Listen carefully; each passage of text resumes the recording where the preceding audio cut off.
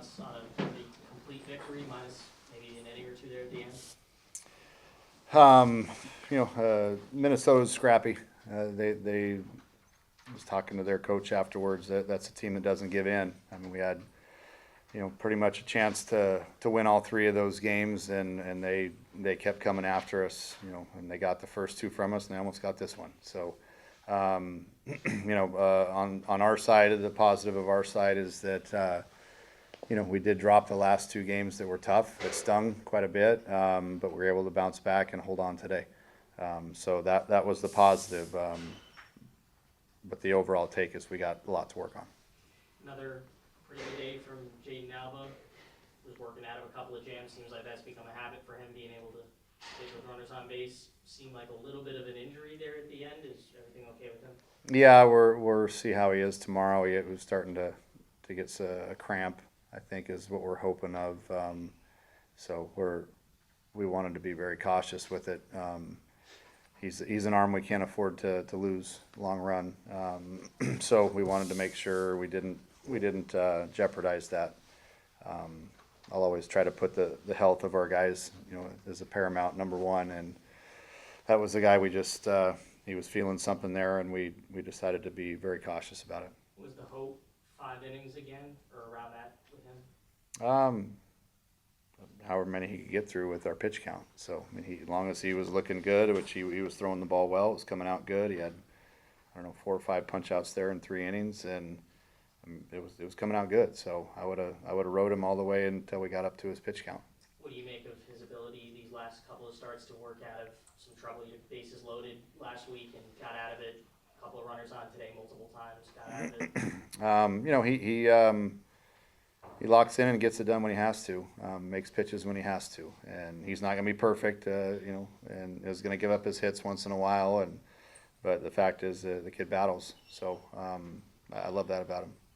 What are your thoughts on Derek and him coming through in that situation, and then his contributions to the team? I mean, that was that's why we brought him in right there. We were hoping, Josh had been throwing the ball outstanding. We didn't make a play there for him, and it kind of put us in a bind. I would have stuck with Josh probably, just because he was throwing the ball great and getting ground balls. And as you saw the previous couple innings, anything in the air was going a long ways. So we were trying to keep the ball on the ground. Once we had the tying run at third and go ahead run at second, we had to try to go for strikeout and versus contact. Josh is a great contact pitcher. But right there, contact scores a run. So we're like, who's our best punch out guy right now? It's Shafe. So we went and got him, and he picked us up big time. So that showed me a lot of something with him. He came in eager to get the ball, and he did through with conviction. Did a great job. He was very well spoken just here a few minutes ago. Seeing a guy like that being able to come back to this place and kind of the passion that he has for it, what did that kind of say about the local recruiting right now and your connection to people around the valley? Well, we tried hard the first go around out of high school to get him here, and he chose another place, and I won't mention names and give them credit, but I will say that he wanted to leave, and we got him on the back end. There's a lot of good players that for one reason or another think the grass is greener and go to a different program, but then ultimately want to come back home. Derek was a kid that we didn't burn that bridge with him. Great kid. Once he left to go to Tennessee, we were like, dang, that stung a little bit, but we wish you the best. And you never know when they're going to come back and want to come back home. And once he gave us the call that he went in the portal, we took him with open arms. Like, heck yeah, man, we finally got the kid we wanted. So he can serve a lot of roles. He started at UCLA the other day and through outstanding. We had intentions of him starting on Tuesday against UNLV. We needed obviously to use him tonight to close and get the W. And we'll see. He only threw 11 pitches, so we'll see if he's able to bounce back and give us a start on Tuesday. We need to reevaluate that tomorrow, but he's just done a great job. Having gone through that recruiting process yourself and really falling in love with the place you chose, how do you approach those kind of recruits that end up choosing another place and then want to come back? A lot of it is their character on how they choose another place, and I guess, the respect, I guess, that they give us if they choose to go somewhere else. I think that goes a long way with me. If I get a text message from a kid that says, "Hey, I'm going here," like, I don't care if he wants to come back or not, right? It's just you give a program that puts their effort into you and gives you official visit, shows you around, that type of stuff. If you don't get them, that's fine, but at least have the courtesy to give us a phone call and say, "Hey, man, where did we fall short? What was it that you didn't like? Whatever." Kid does that and is respectful for us. Heck yeah, if they want to come back on the back end, I'm usually all ears. So. That's the right way to go about it. Easton Barrett was a guy that committed the first time around for you guys, had 2 2/3 innings days. They're pretty strong, along with Derek, Josh. How are you really evaluating this bullpen after such a chaotic weekend? Well, we're finding out who can come in big moments and get things done. Obviously, this is you don't like losing games, but we're finding out who's capable and who's ready for those situations and what roles they're kind of forming for a lot of these guys. So. And we understand that we got to get better. We have enough firepower in that bullpen to be really good. We just have to, kind of define some roles and figure out what they're really good at. And again, for us, is for coaches to put them in right situations where we can be successful. So, he did just fine today. 2 2/3 and gave up a run. He lengthened the game out for us. So. Gave us the start that probably Alba would have had, piggybacked on top of him. So it was great. I think he did an outstanding job. Becca Zbork was another freshman that had a really strong day today. Some crafty base running. Do you see him maybe featuring a little bit more? Kid's a baseball player, and we just talked about it as a team, just on having that baseball player instinct and being baseball players, and the kid has it. So, the hard part is as I mentioned a million times, we have some talented infielders that we're trying to mix in there and get going, trying to give him as many at-bats as we can and mix him in and keep him sharp, along with, Kyle Walker, along with Jax Ryan, along with Matt King, keeping those guys in there, and that kid can help us, right? And he had a great game at UCLA the other day too, and lays a bunt down, gets the rally started, and we've been screaming for someone to lay a bunt down, for a couple days here. It's like, if they're going to give it to you, take it. Well, I didn't even give it to him. He just did it on his own and gets it down and then steals a bag. It creates havoc. So that was an outstanding job by him. As a guy who was famously not a bad bunter, do you take a more hands-on approach teaching that to the guys? We focus on it. We do it enough, but we don't do it enough in game. Something we need to be better at and do more in game. And if guys are giving it to us, we gotta take it, man. Those are, especially when our offense isn't clicking on all cylinders yet. That's a way to jumpstart an offense at times. So we gotta take advantage of it more and be better at it. Is there anything from your personal experience that you try to bring into that when you're teaching them? You gotta be convicted when you're doing it. So, I don't want to bunt. Well, you're not gonna get it down then, probably. So you have to be convicted when you're doing it. And if you are, you can get a lot of base hits that way. And even if you don't get base hits, you get the pitcher off the mound and get him out of his rhythm, which a lot of times is every bit as effective as getting a base hit sometimes. Coach, new Contreras today at the top of the order. His numbers aren't going to jump off the box score, but he worked long at-bats, saw a ton of pitches, set the table for the rest of the order. What did you make of his performance being able to work long at-bats? We again, that was another thing we touched on in there, that New's not swinging what he's capable of yet, and he will. I'm 100% confident he'll get there and he'll start hitting like he's capable of. But what that kid did today was battle, and he was 0-2 every single at bat, it seemed like. And the next thing you know, he's on working on 10, 11, 12 pitch at bats and continuing to grind. And whether or not I think he punched out a couple times. just making that guy work on the mound, and next at bat he's 0-2 again, and 12, 13 pitches later he earns a walk, and it's like, man, he's battling, he's scrapping, he's not feeling great swinging, but he's continuing to put his heart and soul into it, and that's all I ask for.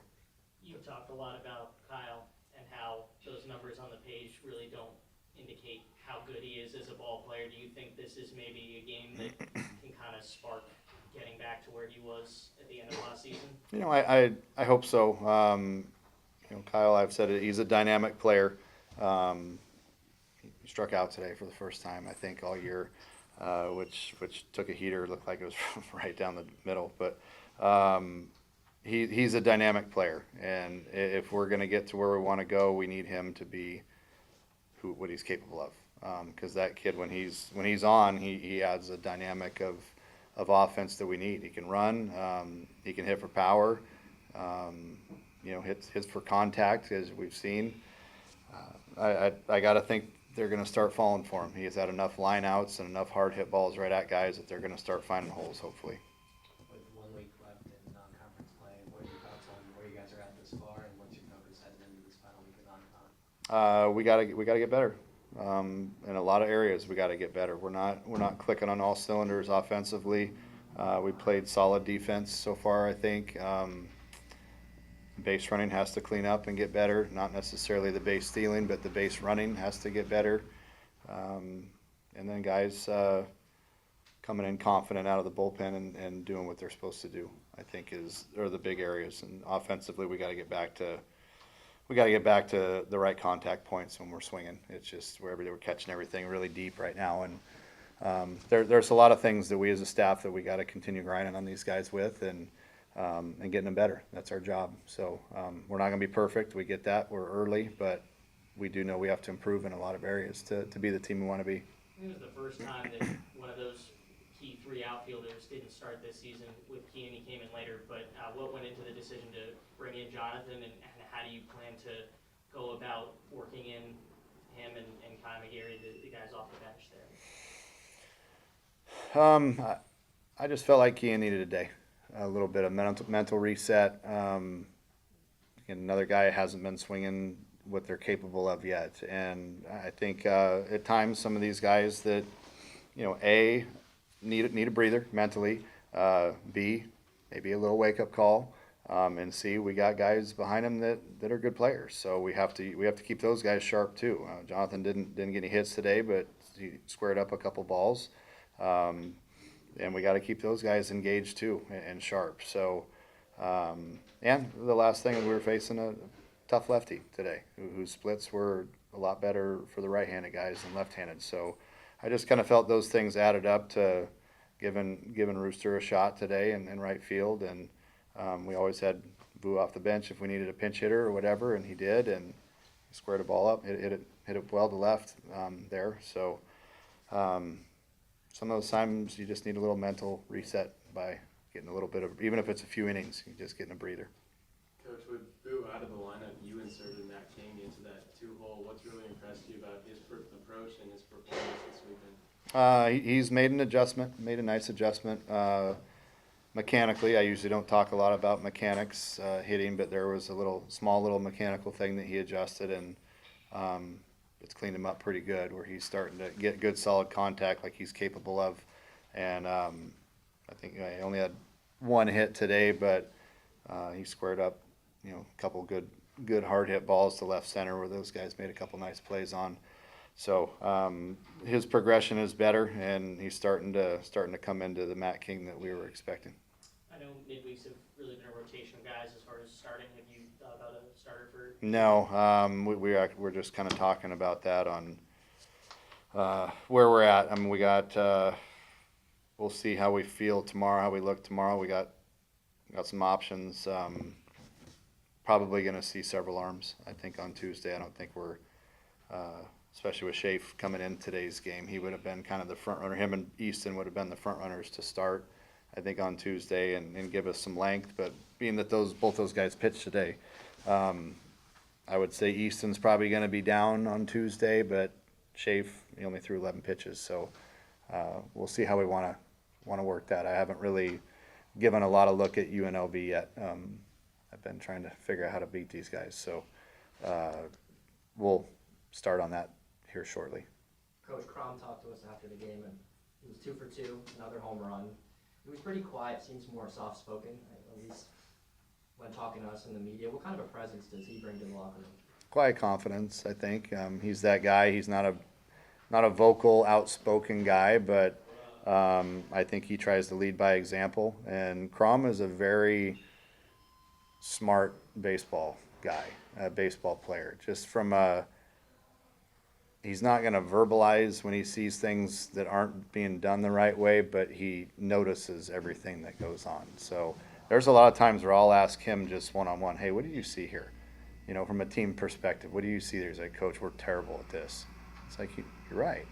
We are terrible at that. How do we got to get better? Well, I think we just got to focus on doing it this way more. And a lot of times he's spot on. So he's not going to be the one to come to me and say that, but if I go to him and ask him things, he's very, very intelligent player.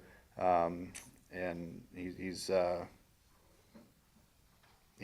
force. He's an impact. When he connects with it, it goes. So had a nice day today. How much of that comes from sitting behind Ryan Campos for a year and just for the first time in his career really last year, just kind of watching the game?